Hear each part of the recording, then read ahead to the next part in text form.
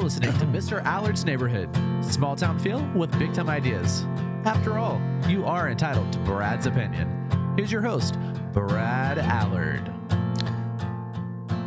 Well, another great week here in Johnson County and Burleson. Of the mayor here today. We're just going to have a general conversation because I may be the only person in Burleson disappointed we're not going to have elections, because I was looking forward to all the candidates and all this other stuff. But what are you going to miss? The fighting? Well, I need to. It's going to have the candidates come on the show, and it's good for the numbers and whatever else, and it's good for the blood pressure, get everybody worked up. And now, it's like, I would take that as a compliment. I hope you do. I do. Okay, good, because a lot of people I talk to about it, and they'd ask who's running for mayor or whatever else, and I said, well, right now it's just Fletcher, and that kind of, and they go, well, he's done fine, and they moved on. Nothing's burned down. Yeah, right. And same with Adam Russell. He'll be on the show in a couple of weeks, and Victoria's on tomorrow. Well, she wasn't running, but Adam was, and Larry was, and Phil was, and now they don't have anybody. And I take that not as a sign of apathy, but as a sign that, things are going fine. Why rock the boat? We don't need any more. There's not any drama. Drama is right. That's the word I was going to use. We're done with drama. We don't need drama and hair pulling and all the silliness that goes with it. I think the key on our council is we've got respect for each other. Right. And I think people see that now, and it's like, okay, it's like any other legislative type body, maybe on this particular issue, that particular issue. I wish they'd chosen B instead of A, but I don't think anybody sees that as incompetence. It's just different in some opinion, and I'm sure you hear about that plenty of times. But the point is that I think most people were content with the situation, and they just said, why rock the boat? And particularly when you have people like Victoria with the COG, and you got this expertise of Adam and Larry, and Dan, and you have Alexis with real estate knowledge. You got Phil. Phil is great for PR. He's always been good at that. Well, he also is a proponent for ISD. Yes, he is, but he's really good at talking to the public. He's one of the best I ever saw it in the coaching profession. So we are fixing problems that's been hanging over everybody's head for a long time. And, it's not to point blame at anybody. It's just time that we have to fix this no matter what the repercussions are. Sooner or later, right? The deal comes due, yeah. So we'll be talking a little bit about that. Also, there's a couple of minor projects going on. I see some dirt being moved around where the old police station is. We can talk about that a little bit. Yeah, that's pretty cool. Yeah, it's going to be nice. And as far as the streets are always going to be an issue. Also, we're going to talk about any updates about the CAD situation, about evaluations, because that's going to be it's still an ongoing thing. It's probably going to be an issue in the next election. Not yours, well, of course, it's gone to the state level. It's got a plan that could really hurt towns. Yeah. It never seems to end, does it? Never. It's just a cycle. And if people would just do their job instead of worry about getting reelected. Yeah.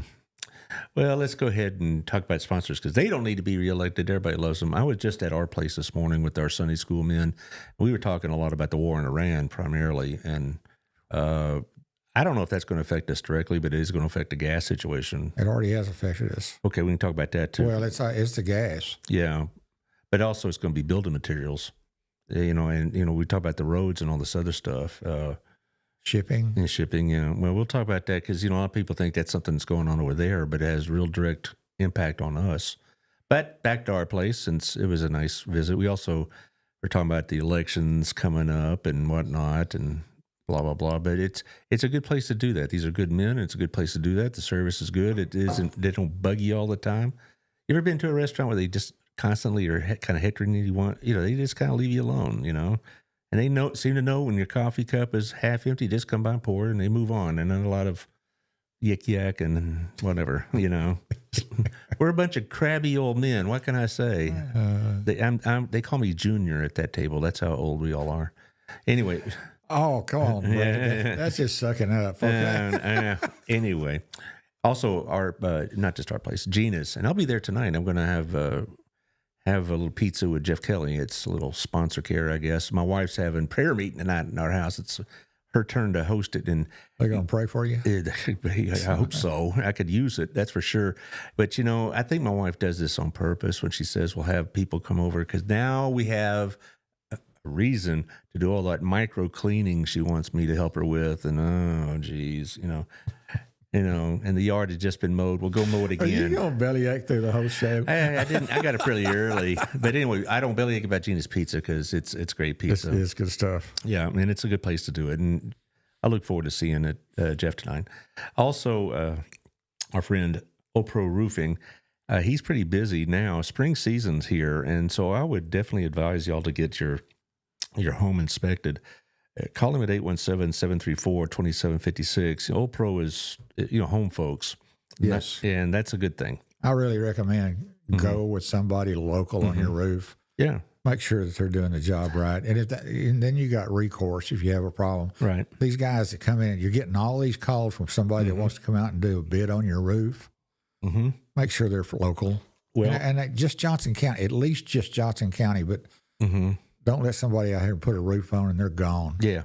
Well, I know 3 or 4 other roofers, and you do too, that are good roofers, good citizens. So, we're lucky in that way. And Opro, John will tell you that, we had this conversation a little while back about other roofers, and he had told me the ones he really regarded well. So but Opro is Old Pro. They do really good customer service, and John will come out and inspect your roof for nothing. And they'll tell you if you don't need any repairs, they're not going to try to upsell you. So, oh my goodness, you need a whole new roof when basically a couple shingles do. I know. That's a good thing. I know several roofers that'll come out and look at it, not charge you a penny, and be honest with you. Yeah. So we're lucky there. And John, he does a lot of business outside of Burleson, and that's not always the case in other communities. Because you go to another community, he does it all over DFW, and he'll tell you that some communities have roofers that are not quite as reputable as Old Pro. It's all over the place. Yeah. Also, my friend Jeff, I mentioned him already with the Weddington Agency over at 817-781-0546. We'll probably talk a little real estate tonight. He'll be on the show probably in May. I have him on about once every 3-4 months. We talk about what's going on in real estate. There's a lot going on with that, of course. Hey, I still need the link. All right, he's getting it. But Jeff will tell you all about it, and it's an interesting conversation. He's a good guy too. Have you ever met Jeff Kelly? I have. Okay, he's a good guy, and it really it's pleasant company, and you're going to spend a lot of time with a real estate agent when you hook one up for helping you buy a home. You're going to spend a lot of time, so you better enjoy his company. So give him a holler again, 817-781-0546. Also, this is somebody that Mr. Rod Lewis and his newspaper, Burleson News Express, he and I are doing a little swap on ads, so you may see my ad in his latest edition. He's trying his best to make this thing work. I mean, I hope it works for him. I do too. It could be really a shot in the arm for Burleson. It is, and I tried that with the radio station, but I don't think that really took off. I think this has some potential because we all miss the Burleson Star. And, and I think what a lot of us older people, if you will, you go to Daydream Coffee, for example, which is one place you can pick it up, and you sit down and you drink your coffee, read a paper in the hand. I tell my students about reading a newspaper, and they look at me like I, just discovered fire or something like. I mean, I'm that old, a newspaper. I mean, they used to make them out of paper. I don't remember that, But so I hope it does because he wants to do local stories. Not just about the city, but also about people in the city and some of the nonprofits and whatever else. So if you're a nonprofit out there, you want to get some publicity. He needs content, and he'll probably. You have a meeting tonight, right? You have a city council meeting. You don't? I thought Next you week. did. Well, Next week. We shifted it a week because of school break. Oh, okay. Well, anyway, they're going to be. He'll be there for that. They'll probably have a big article and all this stuff, and so it'll help keep people posted of what's going on, and that's a good thing here. Oops, I'm almost done. I'm trying to get everybody linked up so everybody, multiple people can see your smiling face. Got it. Okay, good. Also, a new sponsor as of last week, my friends at True Climate. Do you know Will Cobb by any chance? I do not. Will Cobb and his sister Emily Cobb run this outfit, and they do really good work again in the local outfit. He And Jeff and John are all members of the networking group, BNI, that I'm with. And so I got to know, and I knew Emily as a student, actually, back in the days. I won't tell you what class because it might embarrass her. But anyway, True Climate has really, really good offers, really good deals by coming and inspecting your air conditioner. I think it's, a very cheap price to come check it out. And again, he's not going to come and upsell you. And I was talking to Emily about it, and I said, I get these people that want to have like these long-term deals where they come out every 3 months. And she said, you don't really need that. They're not, that's a good thing about some of the people I'm sponsoring here is that they're reputable, honorable business people. They're not going to try to upsell you with a bunch of stuff. So True Climate, 682-244-2019, and give Will a call. Probably Emily will answer the phone. But you need to get your air conditioner inspected before it starts getting really hot. And she's supposed to come out and inspect ours in about 2 weeks, or I know, the crew. I know from experience, if you don't do maintenance, you're going to have a big problem. Yes. So get it done. We changed That's the about filters a 10 now. grand problem. Yeah, air conditioners are expensive. We helped to put one of my daughter's house. It's a smaller house than ours, and it was like 12 grand. It's expensive to replace air conditioning. Yeah, so you want to take care of it. But anyway, let's talk about stuff going on in the city. Yesterday, I'm driving by where the old police station is, and Robin asked me, "What's going in there?" And I thought it was just a parking lot, but I see them putting foundation. Well, no, it's not a complete foundation. It's a commercial site. Right, but they were digging, they were excavating for potential building, not Potential. Yeah, but potential. I don't know at what level they'll stop doing that, but that's going to be available. Somebody will suck that thing up in a hurry. You bet they are. That's it. Right in the curve, getting all that visibility. They got the nice, pretty trees, and you're right. I mean, it's one of the most, there's probably the best location I could think of, almost because of all the traffic that goes by. Well, and I think council's going to be very, very picky what goes there. Well, I hope so, but how much authority does the council have? Like, if I want to put a tanning salon there or something like that, do we need another tanning salon? It doesn't matter. I mean, if that's what I want to do, or another pizza joint or whatever. Not do it, Otto. I'm not going to do it. The city owns land. The city owns land, so they do have certain say in what goes on. Pretty much. Do you have any thoughts at what you'd like to see there? I really don't. Yeah. Mm-hmm. The retail needs to stay grouped together, I think. Mm-hmm. Restaurants, if we've got the parking, that would have great parking around it. Yes. The First Baptist. And so a good restaurant right there could really enhance the downtown. And well, we have a lot. How many restaurants do we have? How many? Oh, gosh. Man. I know. See, that's kind of, I don't know if that's an issue or not. Well, when Alex Phillips is on the show and I ask him the same question, I said, do you think we have too many of this business or that business? And he says, that's not my choice. If somebody wants to put their money into it and they think they can make money, there he is. In fact, speaking of Alex, there he is. I just want to say right now, Alex said you're the best mayor he's ever worked for in his life. Is that true, Alex? He says, I'm going to rename my daughter. I can answer for him right now. Oh, sure, Mayor. That's exactly what I said. No, it's... you don't know. You have to guess for the future on this. When's too many?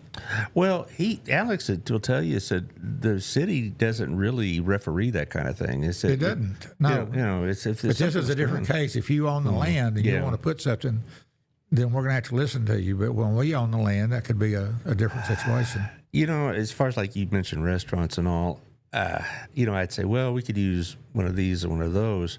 But we already have now. Burleson has just about every really. Which I know, but you got to remember too, in our sales tax base, we far exceed the town of 57,000. We have a lot of people coming to our town and shopping, like drive through Johnson County.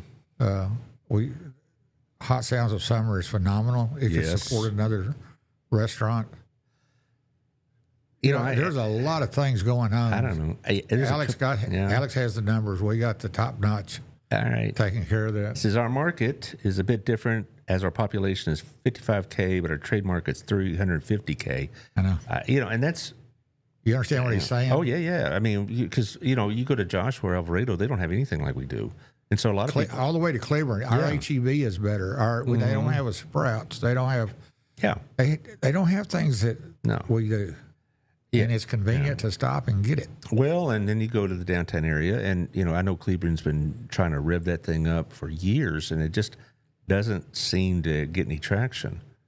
I think when Otto and crew put another Our Place over there, that helped a bunch, but as far as you go around the square and all this other stuff, they just don't have it. And then Joshua, they're trying with their main street, which is off at the main drag, off of 174. We pull as far as Hillsboro. That I don't doubt that either. That is what Alex is saying. I don't doubt that either, because a lot of these communities, Alvarado and Itasca, you see that bottom line? Whatever. We pull as far away as Hillsboro. Mm-hmm.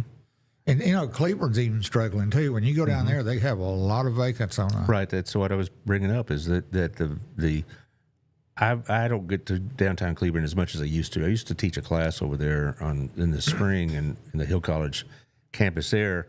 And if I got there early, I would waste time and gas, and I'd go see what's going on in downtown Cleburne. And it's like when you see resale shops and antique stores, that's a sign.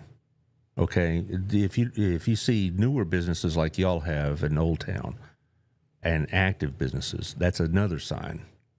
And I noticed, Alex may know this as well, some properties at the edge of Old Town are now available.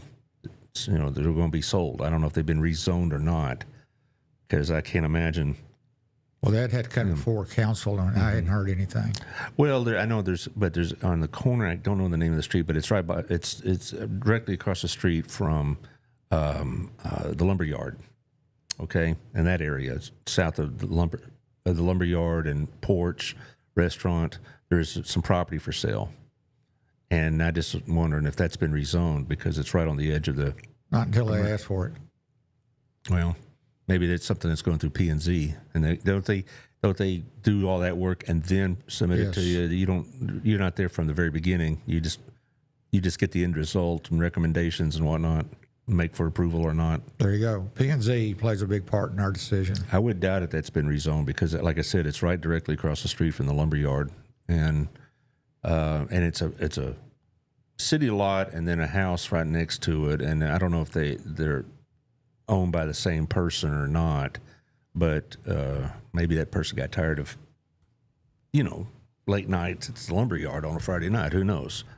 So, but there's a lot going on. Now, I asked you earlier also off the air about that space where it used to be the Methodist Church off of Renfro, and you say it's right now it's just still there. It's not really having much activity. I didn't say that. Oh, well, okay. What did you say? I said we don't have any plans right now. Okay. Well, okay. All right. There's activity on it. We sent out for a request for project type thing, but that's what I mean. And we got some in there, and there was some potential. Right. And I don't know where we stand on it. It's been probably a year or so since we brought that up. Well, you also have made it clear that you're going to be particular about what goes on that property. We always are. Yeah. To a limit. You're right. If they own the land, they have. We have to go with we have to work with them. But don't you own the land? That piece of land. Right now we do. Yeah. Right. I thought that it was y'all owned it, and so I know you probably would not want, like, I don't know, tattoo parlor and a vape shop there, or something like that. If it was zoned general retail, we couldn't stop it probably. Well, no, but now some people, everybody seems like everybody I know under the age of 40 has ink on them somewhere. Don't you think so, Josh? I do. Yeah, you have it. Yeah, I know. These one of these young people, they all have tattoos all over them. I don't know how this. Where are you going? Yeah, I just anyway, I'm giving them a hard time. But the point is that. No, I thought that I misunderstood you. I thought that you said there really wasn't much going on with that property, but it just. We don't have, as far as the council, we don't know of anything going on. Economic development might have something going on. But he didn't tell you anything. He didn't have a need to. Alex is very discreet, doggone him. I get him on the show, we bribe him, we threaten him, we will do all this other stuff, and he won't talk. So, but anyway, and there's other property I drove by today where the Glad Mart and the old Sonic / nursery was, whatever. The EDC owns it, and he's talking about that property. Alex is talking about that property. Yeah, it's called 4A. It owns it, and we are being patient to make sure it provides value to the community and to the city. That's a great political answer, Alex. Obviously we've been well trained, but it's, I see spots going on. But, but the thing is, when we talk about the war and all this other stuff, it's going to impact development here in Burleson. Materials are going to go up. Gas certainly is, and fuel of all kinds, delivery, whatever. You think so? Well, it wouldn't hurt for it to slow down a little bit, to get caught up on roads and stuff of that nature. I guess that's true. And do we want it to go 90 miles an hour? Yes. But we're going to live with what we get. Might as well deal with it. Well, you and I both lived through the 70s, and we've been through this before. We've seen this movie before, gas prices rising, war, the Middle East. You remember the gas lines? Oh, I sat in with my dad when I was little, and then when, early 70s, I remember sitting in there with the old station wagon for like 2 or 3 hours. And then when I got my own car, this is when the Iranian thing happened then, too. In 1979, I remember sitting in line, and they used to have, you could only buy gas on certain days depending on your license plate number. Remember, if it was even, it's one day, odd the next, vanity plates the next, whatever. And you had to buy at least 8 gallons because they didn't want you going there topping off and making the lines longer. But no, I remember the gas lines. I didn't know they wouldn't allow topping off, but how did you catch them? Bill, it's after the fact, isn't it? No. What would happen is they have these spot inspections by at least in Plano they did, by the Plano police, and they'd be sitting there by the pump. Yeah, and you'd get cited. You'd have a citation book out, and if you didn't hit 8 gallons, boom, it'd be like a $200 fine. All right, That doesn't sound right. Well, I mean. Well, they were serious about it. I don't know if other communities did that, but it wasn't like at every gas station. But it was just like today a cop would be at this one, and then that cop would be at another one. Oh, next day. I can picture back in the day when there was a line for gas going around the block. Plus, they also, a lot of the gas station owners would look at your gauge, and if it was past half, like 3/4 full, move on. They wouldn't sell it to you. Even if, say, hey, well, my dial's broken. Well, that's your problem. That. Yeah, that's. I remember sitting through those lines.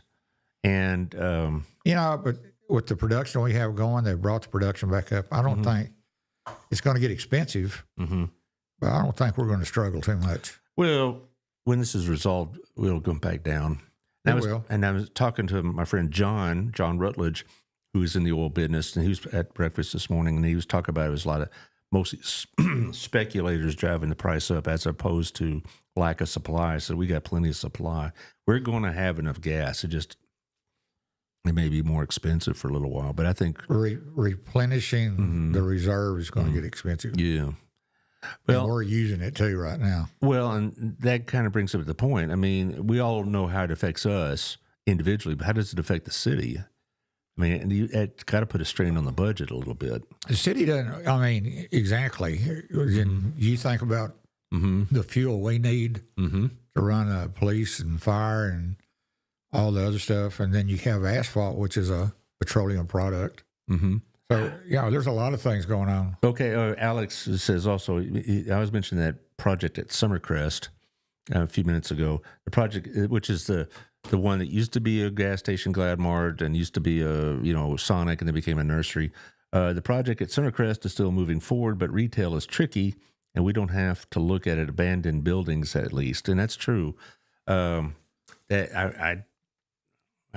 was kind of unsightly, and it's not a bad thing to see. But he also told me one time that was very expensive property. Maybe the prices come down now. Who knows? But anyway, and see, that's the thing you have to deal with. You didn't count on a war with Iran, did you, when you were saying, yeah, I'll be a mayor for another 3 years, Well, the whole reason for that is the sales tax and trying to get property tax rate down through having a different source of revenue. I mean, we can go down that road if you want to. The thing that's been bothering me is how everybody's saying eliminate property tax. But from a business viewpoint, would you ever get rid of a revenue and go to something unproven? I have my serious doubts about what eliminating a property tax would do if we're relying strictly on sales tax or excise taxes like gas and whatnot. Would we survive? It hurt Burleson, but it would destroy Alvarado, Godley, Grandview. Year before last, I went to Senator King and asked him, what would it take to get a 1 cent sales tax approved? Mm-hmm. That would have been $16 million on 1 cent for Burleson. Mm-hmm. Well, he didn't like it at first, got to thinking about it and said, let me ask around. And everybody liked it, but nobody would vote for it because it looked like he was raising taxes. Right. But when you take a look at what would be the results of a sales tax, go get the grocery store and see how many items are tax-free. Mm-hmm. And the people that are struggling is not going to go out and buy a $100 steak. There's a lot of things in this that makes it conducive to the economic level of citizens. So somebody that's not buying expensive stuff, not driving new vehicles and the whole thing, is not going to pay into like people that's affluent. Mm-hmm. So it's kind of self-adjusting. Right now, I don't know of any issues. I'm going to ask for a 2 cent, and I've got another council member that has come up with a plan that's extremely viable. So that's the reason I ran again. Mm-hmm. I will be doing lobbying for this and presenting. In Austin?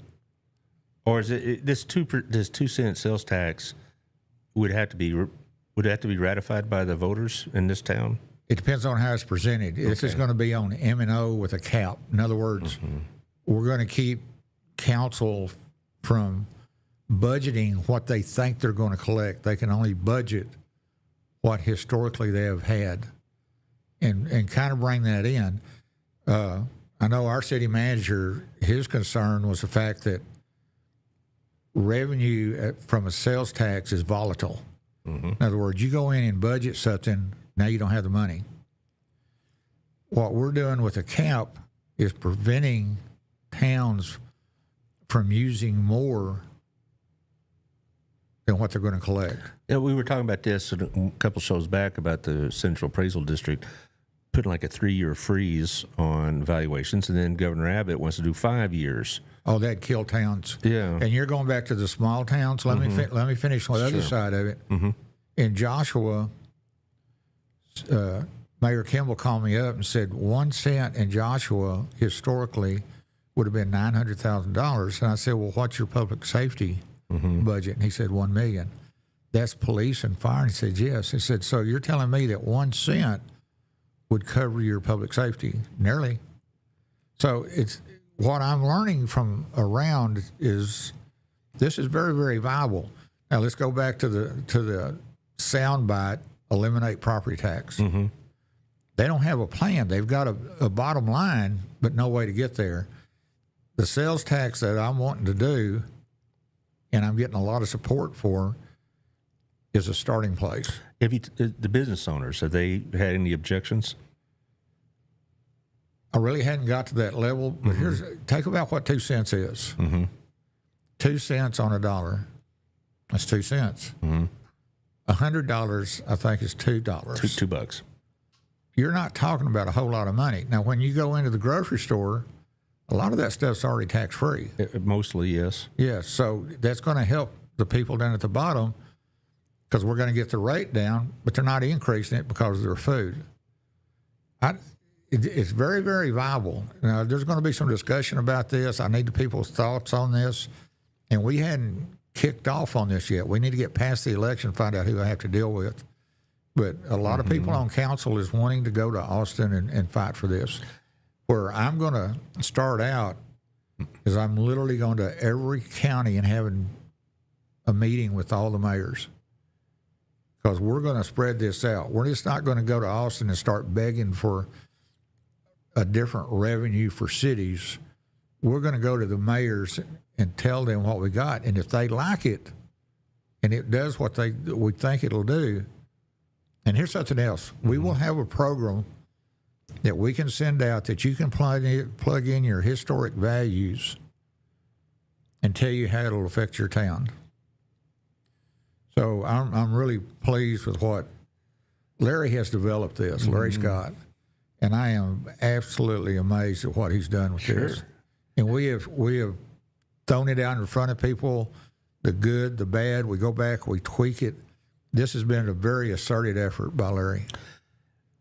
You know, I think the other side is if you do lower the property taxes or whatever else, The rate, yeah. the rates or freeze them or whatever, the assumption is you're going to have more spendable money, more disposable income, and maybe so that $2 on $100, you know, extra that you pay on tax won't really show up that much. You know, you'll have more money to spend, therefore you can Until you get your bill at the end of the year on your property tax. Yeah. And that's when you're going to say, and it's going to be so gradual that they may not recognize the change. I'm always been kind of reluctant to jump on board with the sales tax, but something has to happen. I don't know where they're going to get the money because they've been hammering after property taxes in the state legislature for like the last 3 or 4 sessions, it seems like. And But they don't have a valid plan. I know, but I think They don't have a long-term plan. And this is a reaction, and see how it goes. And then another reaction. It's a 4-year plan is what Larry has laid out. But we got to do something, and 2 cents is not going to kill everybody. But it's going to give us a history of where we need to go next. Right now, nobody knows where to go. When you ask Ms. Kerwin or Mr. King these kind of questions, what are answers you're getting about replacing the revenue? Well, I already told you what Senator King said. Right. Okay. Helen's for it. There's at the time there was 14 bills that was in place, and we showed Larry's bill, and the people in Austin, the legal side and the comptroller said that Larry's bill was the only thing that was viable. So what we're going to do is try to get both sides of the aisle to sign up with us. Explain to it instead of saying, this is yours, fight for it. We're hoping to have a lot of names already on our bill when this session opens up again. Well, that'd be really interesting. I tell you the truth, to get the Democrats on board, because the House historically has been more acceptable to deal bipartisan ways. The Senate under Mr. Patrick has not.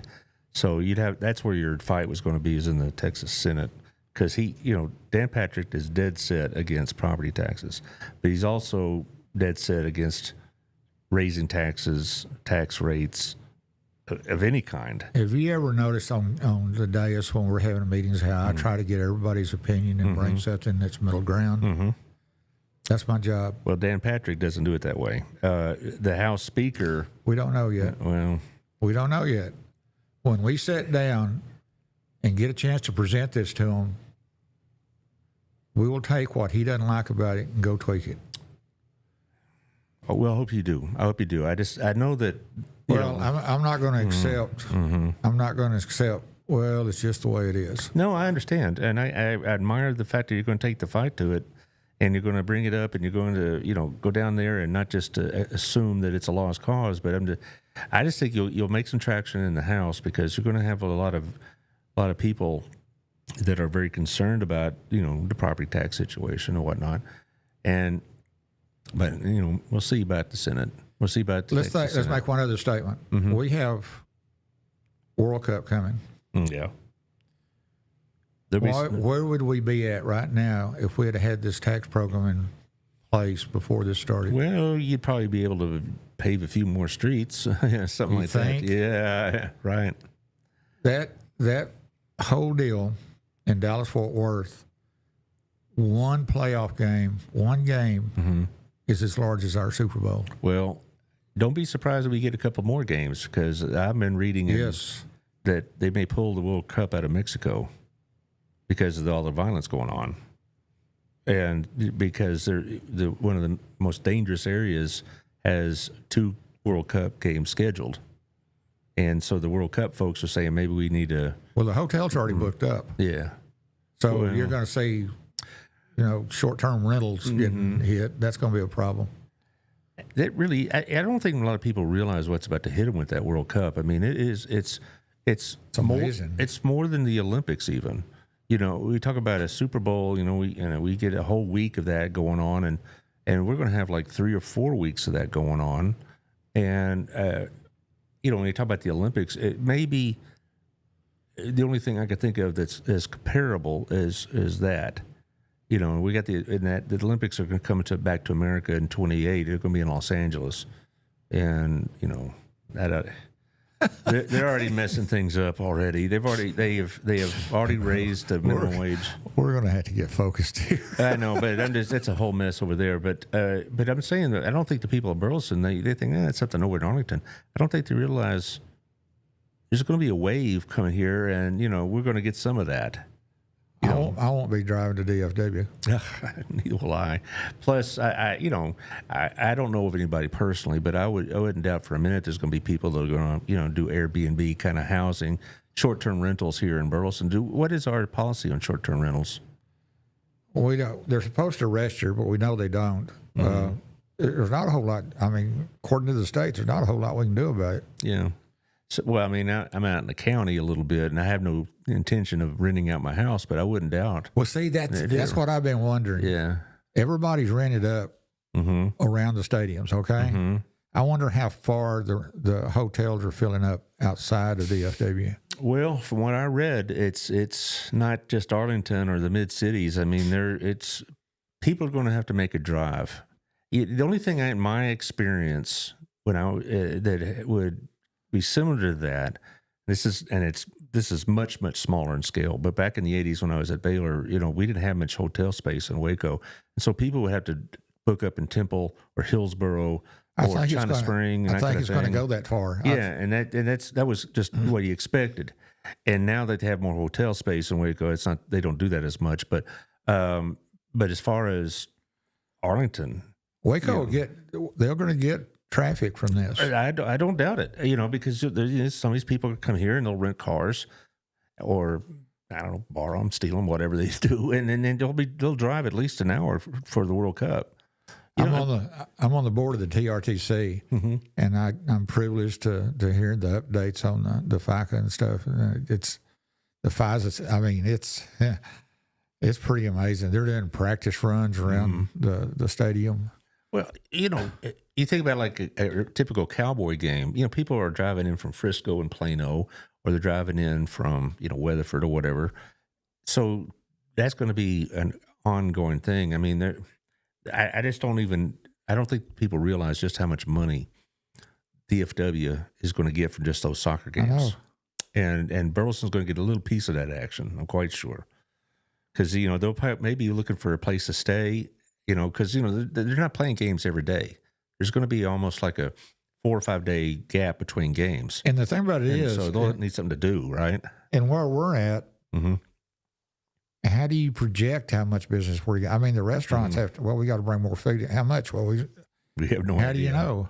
We have no idea. But, I mean, I'm just saying there's going to be people that they've got some time on their hands between games, and then so they might want to visit smaller areas. We may see some people in Burleson, they're from other countries, and we don't see that very often. You might. Places like downtown Fort Worth, that's going to be elbow to elbow. Yes, it is. And every time we get somebody coming out of the country that's going to build here or we're visiting with, they go get them a cowboy hat. Yeah, I know. And boots. Boots and a hat. Go to Casey's or whatever, or I don't know if that's still. It's funny to see them with a cowboy hat. Yeah, I know. You think it's all. Well, I haven't been overseas a whole lot, but when I was younger, I was in Britain a handful of times, and they all assumed, the kids anyway, assumed I rode a horse to my school. And they weren't kidding, and they thought, we had oil wells everywhere, and that kind of thing. And the adults, they knew better, but they all thought we lived like Dallas, like the Ewings did, and that kind of thing. And so No thanks. But we're going to see some.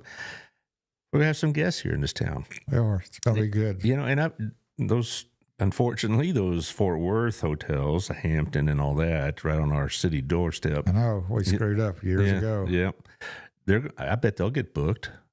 They're already booked. Already? Okay. And the ones here in town? What I'm hearing from the TRTC meetings is they're already booked. Good. There's going to be a shortage of places to stay. Well, there is no event like the World Cup. I could tell you that right now. We think our Super Bowl is it. This is I didn't realize it, but you're right.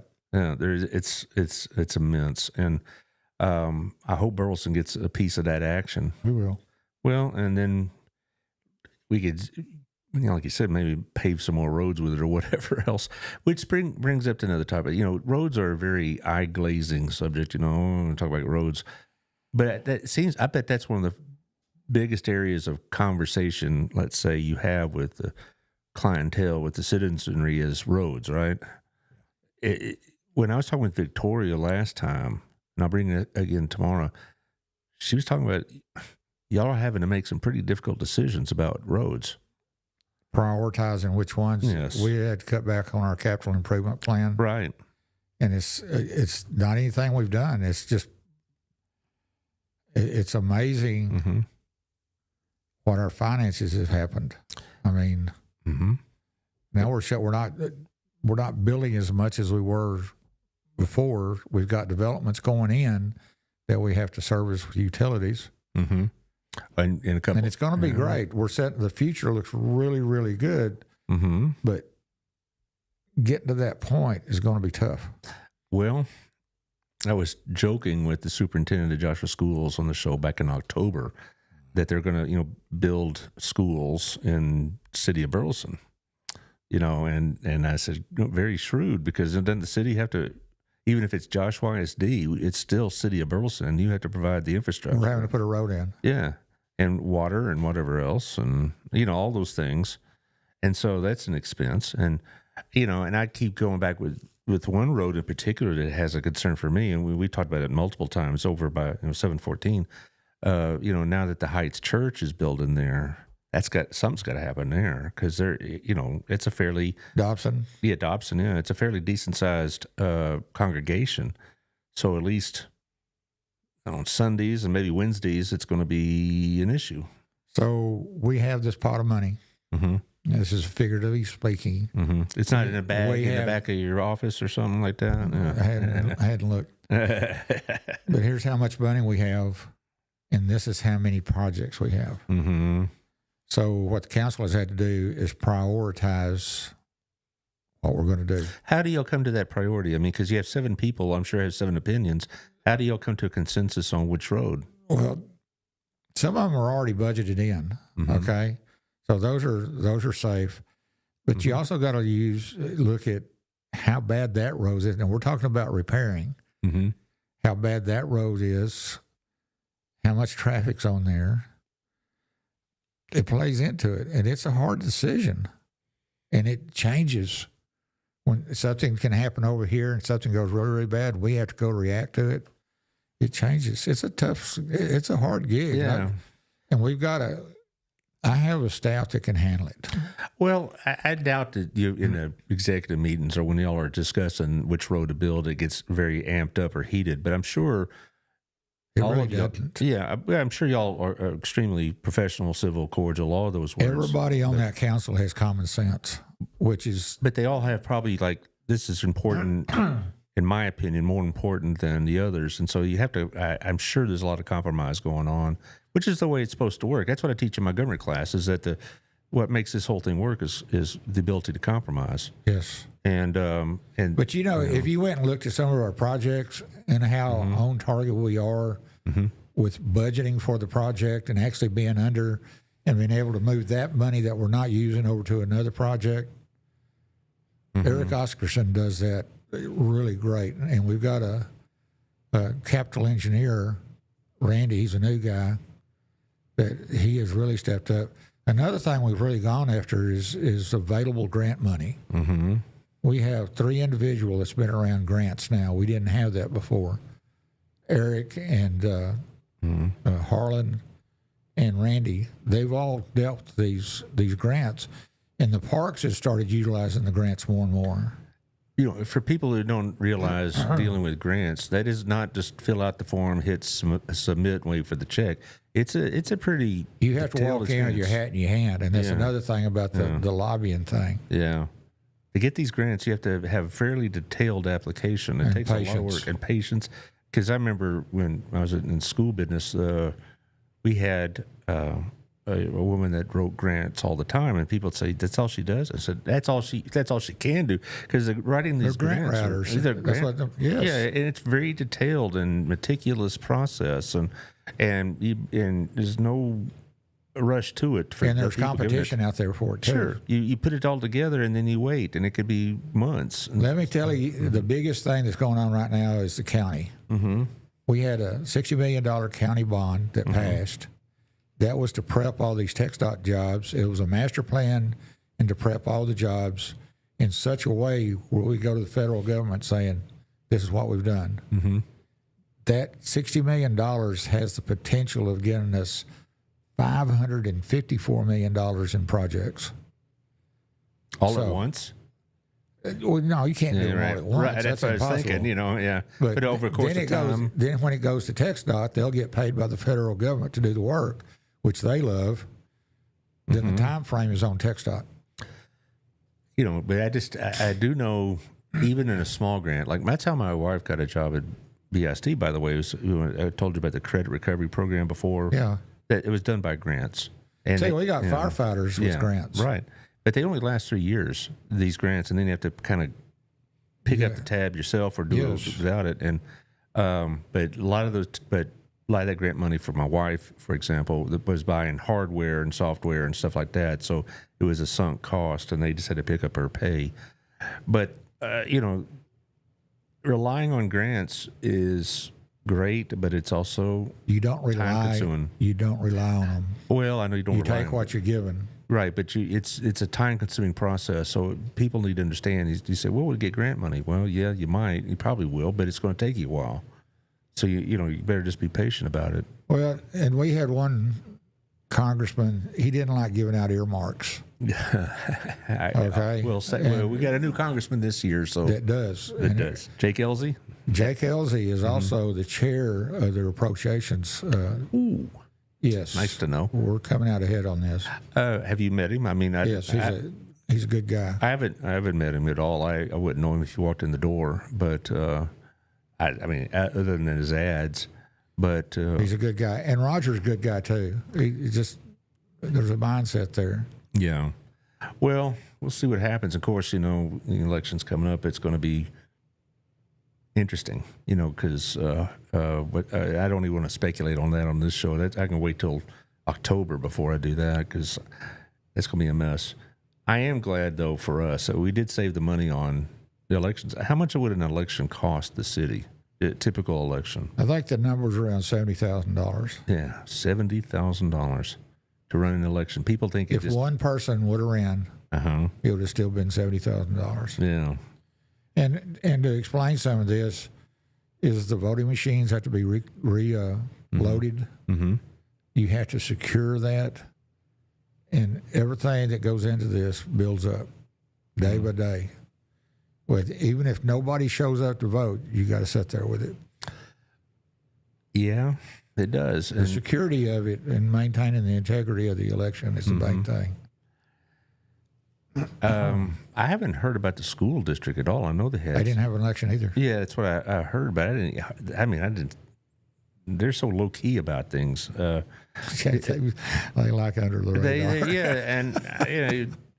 Well, I'm not going to get into my commentary on that because I appreciate that. Yeah, but it's I didn't even know who was running because there was no publicity about it at all. And I think maybe that's the way Jimerson wanted it. Let's just slide this one, and keep moving and save us some money and time and effort. But I get it. But I'm glad we're saving some money. $70,000. I would have guessed a tenth of that. See, that's how much I know about what's going on. I would have too. And I believe this is correct. This is the first time 4 council members has not had an opponent. It's the first in my memory. We've had elections where couple of them were unopposed, and maybe just one was being contested or whatever else. But it's first to my memory that this many were being unopposed. And again, I think I don't take it as a statement of apathy or lethargy. I take it as we like where it's heading, and we want to kind of keep it going in that direction. We don't need to, change directions or, rock the boat, whatever you want to call it. I think the fact that every council member will talk to a citizen, Sure, we're approachable. And when I teach in my teach my government classes at DBU, and I taught them at Hill, I said, you guys don't understand where you need to go for what you need to do. You think when we talk about government, you're always thinking about Congress or the president, and it's really the people that you run into at the grocery store, at church, whatever, at the ball game, that are on city council and school boards or county commissioners court. They're the ones that affect your life more, tax-wise and otherwise. I don't know if that's. I can see the statement, but I'm finding out that Austin wants their thumb on everything. Well, and it's another thing I bring up. I said, when we talk about the role of the state and the city, I said, and I use a school example, because when I started teaching school, the state really wasn't that involved. I mean, we had the standards and then all this other stuff, but they pretty much let us run our own schools. Now they have a big hand in running the schools, and I've seen that with the cities in the last decade. Yeah, too much. In the last decade, I've seen it starting with the cities. Even in your tenure started at 2020. I've even seen the state increase their oversight, if you will, even just in the last few years. Oh, it's horrible what they're. If Abbott gets his 5-point plan, Joshua, Alvarado, Grandview, we're going to hurt. But they're going to really hurt. Well, don't the representatives of those areas know that? I know Ms. Kerwin represents Joshua and all that. But it sounds good. Yeah. Talking to the citizen, we're not going to raise your value for 5 years. Well, that's great. That sounds really, really great. I'll vote for you. But the city over here, there's still potholes. Yeah. And you're going to take money away from us. What happens after 5 years on your evaluation? Don't they catch up all that evaluation? That's the thing that I've been talking about. Yeah. What happens? Well, they say, well, you can only go up so much in one time. No, it doesn't say at one time. That's assuming that you're getting an evaluation every year. So what happens in 5 years? Yeah, I feel like it's a jack-in-the-box kind of effect. You're suppressing the values, and boom, after 5 years, it pops up, and all of a sudden your tax bill is significantly higher after 5 years, and you probably would have been the same whether you had that 5-year moratorium or not. Why isn't there a thought process on this? Because I spend my time on a podcast. I'm not down in Austin. Maybe I need to go to Austin. What do you think? Get it. Please. I couldn't get elected. My wife made that clear. She said, well, I hope your next wife enjoys that political life. So she, you had to talk Ms. Nancy into doing these things, didn't you? I've been asked to go, and that was a quick no. That's a... Well... I want to talk about Helen a little bit. Yes. And go ahead.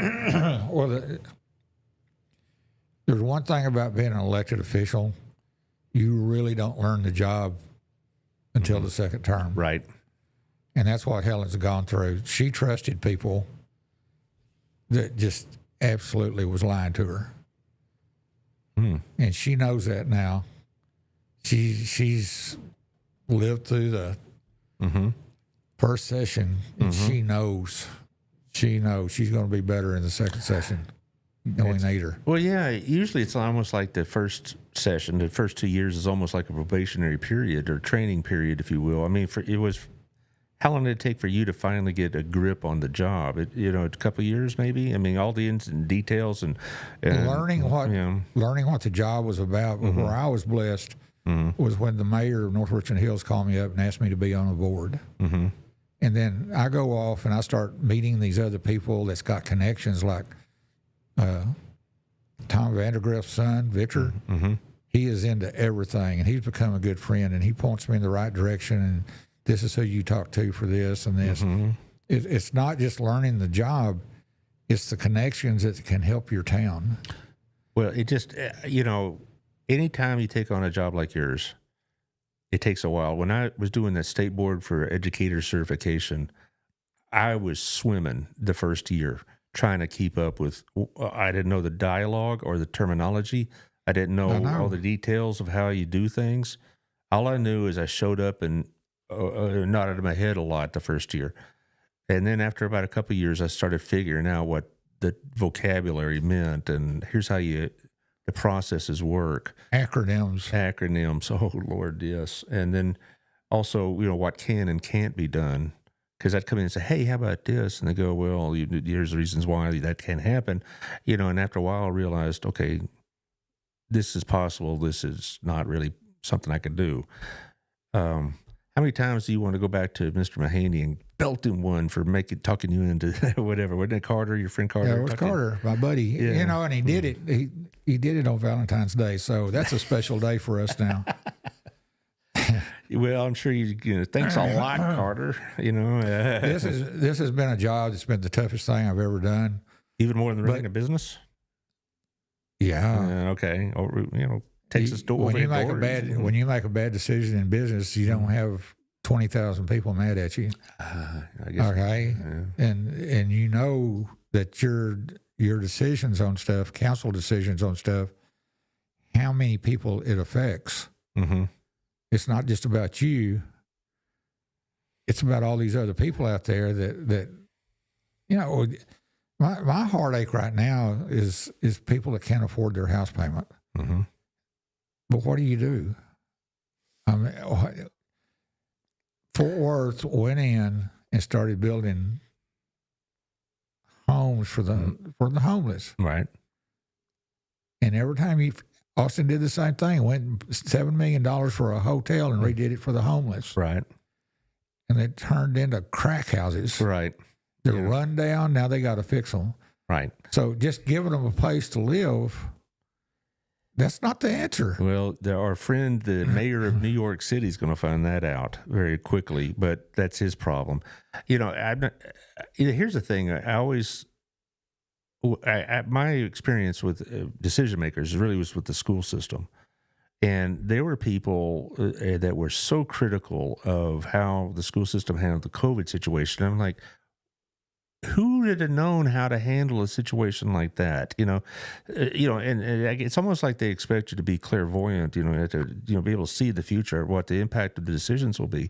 They were getting a lot of static. I'm like, they're doing the best they can with what they got, what they know. And I'm sure sometimes you feel the same way. Hey, this is the information I have at hand. This is the decision we'll make. And maybe it didn't turn out that great, but that was the right decision at the time, knowing what we knew then. Has that been kind of your experience a couple of times? Yeah. Yeah. The PD we were told by the finance director at the time, the director of finance, I specifically asked him, what's this going to do on our tax rate? It's not going to touch it. Mm-hmm. Not going to touch it. Over and over, I think Victoria asked. I remember Victoria being part of it. Are you sure? Yes, I am sure. Well, we found out that he didn't do his job. Tommy fired him. We had to raise the tax rate. That's the reason our tax rate went up so much. Well, yeah, and I'm just saying, one of the values of this job is have access to y'all on the council and with other decision makers. And I guess it's easy to backseat drive when you think you know all the answers, but you don't have all the information. And people make the decisions the best they can with what they got. And sometimes they turn out really well. Sometimes they didn't turn out like you'd hoped. And that's just life in the big city. I'm telling you, our success rate on the projects that we do, we don't start them unless we know we have the money. I mean, that's kind of state law makes you do that. But we've been very successful when we start a project. Mm-hmm. So, and that comes down to the construction management team that we use now. We don't really use design build people. That was kind of a way to jack the price up. Okay. There's a lot of neat stuff. I mean, and I want to say right now, I got a great staff. Everybody's working together. We used to have promotions. We brought people up to 2 PD guys moved up to role of captain. I saw that on Facebook. They Yeah. posted it. Yeah. One of them been with us 20 years. The other one been with us 24 years. We got Doug is the captain right now, and he's probably going to. He's been with us 41 years. Doug Sandifer. Yeah, That's right. Yeah. And Yeah. we had one guy that moved up to sergeant that started out in the water department. Came up to an officer. Now he's a sergeant. That's just the mentoring program that we have at the city. It works. Well, that's good to hear. It's reassuring to hear that we take care of business well, because we see plenty of stuff. Examples like Dallas or whatever, the chaos in the zoo. We had one PD guy leave and go to Fort Worth, and he came back because it just was too chaotic. I can't say why he came back, but I know he's back, and we're happy to have him. Well, I do need to talk about the nonprofits. We got a couple going on. You know about these people quite a bit. Our friends over at the Center for ASD and Light Up the Night on April 11th, 6 to 9 over at the Brick. It's a pretty big deal. Lisa Boltinghouse will be on the show, I think, a week from Thursday. I know it's soon. I don't have I might as well look at my calendar while I'm sitting here, but I know she's going to be on the show. She and Miranda, who are her social media person, and it's a great organization. It really is. And we were talking about it, some of these organizations, just how lucky we are to have these kind of organizations. Yeah, it's going to be on the 26th, so it's a little bit further off than I thought, but it's 26th. And I really admire them a lot, because she starts in a garage, and now she has built up this program to where it's regionally known, and we're lucky to have it. Also, 2 weeks after that, on the 25th, we're going to have Walk for Life with our Next Step Women's Center. And I'll probably have them on the show before too long, probably early April, roughly. But I really do enjoy them. Summer Garcia runs that outfit, and she's part of our B&I group, and they just do really good work. And I know that coming up, we'll have City on the Hill with the Crazy Eights, and we just got a lot going on. I do have also. It's going to be Rich Hooper's going to be on in about 2 weeks to talk about his fundraising. There's a lot of things going on this April and May. We're busy. We're a busy town. So it's a good thing. But tomorrow I have Victoria on, and Well, she's got her hands full right now at the COG. Yeah, I bet she does. And then, poor girl having to raise kids to go along with it. She's done a great job. I saw her at the showcase, and she's, usual Victoria, happy, smiling, whatever. And her husband is always like, well, I'm here. Poor slob. But no, I'm sure he's a very lucky man. I have a great deal of admiration for Victoria, but I can relate to the exhausted dad routine, because you and I both have been there. So, Yep. So anyway, now you're the exhausted grandfather, right? Yeah, it's pretty cool. Yeah, I don't have any grandkids yet, and I don't know if I'm getting any anytime soon, but I'm not too worried about it. I guess I'll be sitting there, and one of those little girls come and claw up my lap, just melt on you, and I just like, now I understand. And the grandpa is a lot better gig than the dad sometimes. Yeah, and then, it's time for you to go home. That's right. When they're little, so need changing? Here, Mom. That's it, Gammo. Yeah. So, Josh, did you make it through the show in one piece? I did. It's all right. You didn't have much to say today. Nah. No, you're just in awe of what's going on. Tomorrow, we're going to bring you in the conversation, the voice of the younger generation.